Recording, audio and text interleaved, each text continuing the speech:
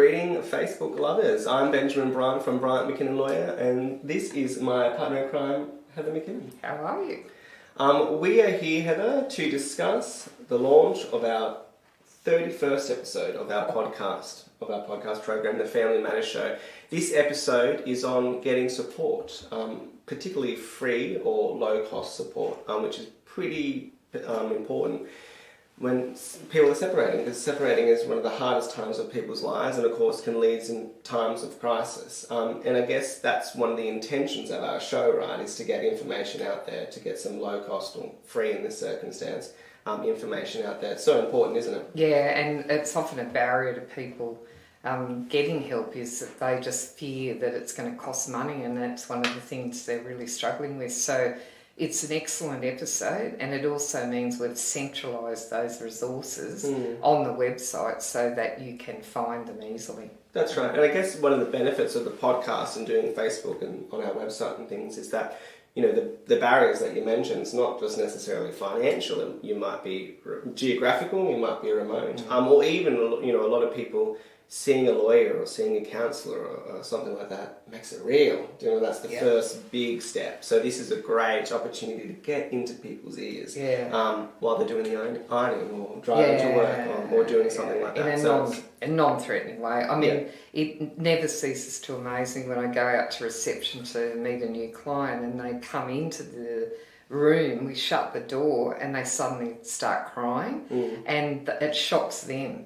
And it is what you've identified. Coming into an office makes it real. Yeah. And for many people, that's a bridge too far to start with. They need to get a lot more background information before they get the courage to actually go and action things. Yeah.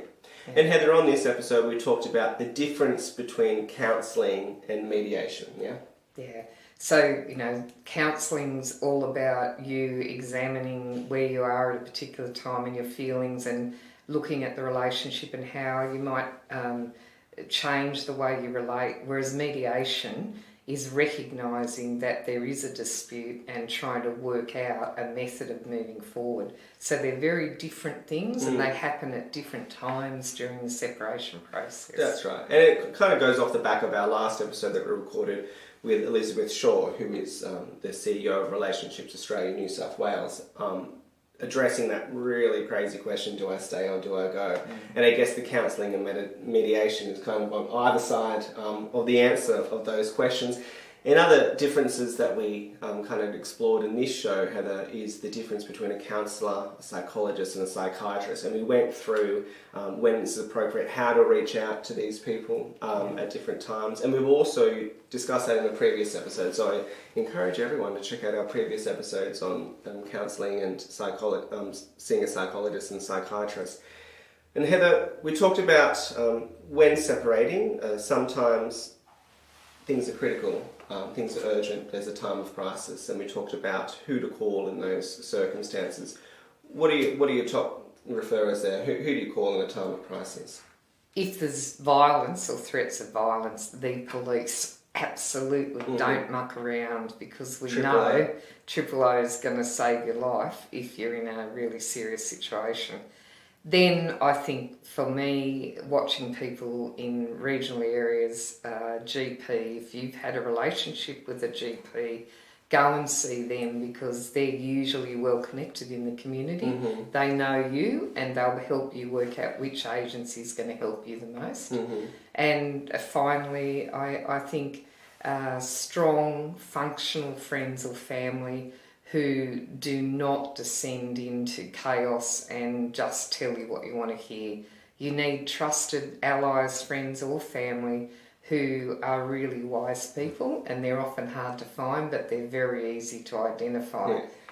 So go to the strength and listen and talk to people who function well themselves. And we actually talked a bit about that in the episode of our podcast about when it's appropriate to seek advice from family and friends, or perhaps who is appropriate to seek advice from.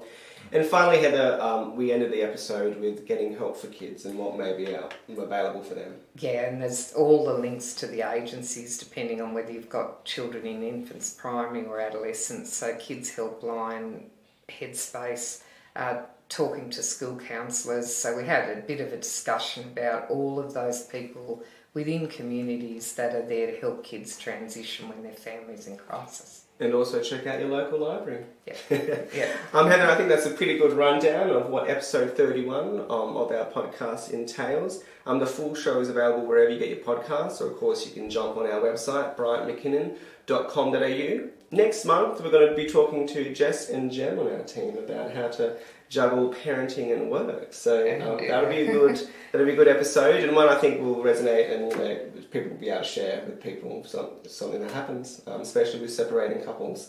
Go through how to juggle work and the work-life balance, and particularly children. So that'll be a good one. Check out for that. We hope you enjoyed this month's podcast, and we'll see you next month.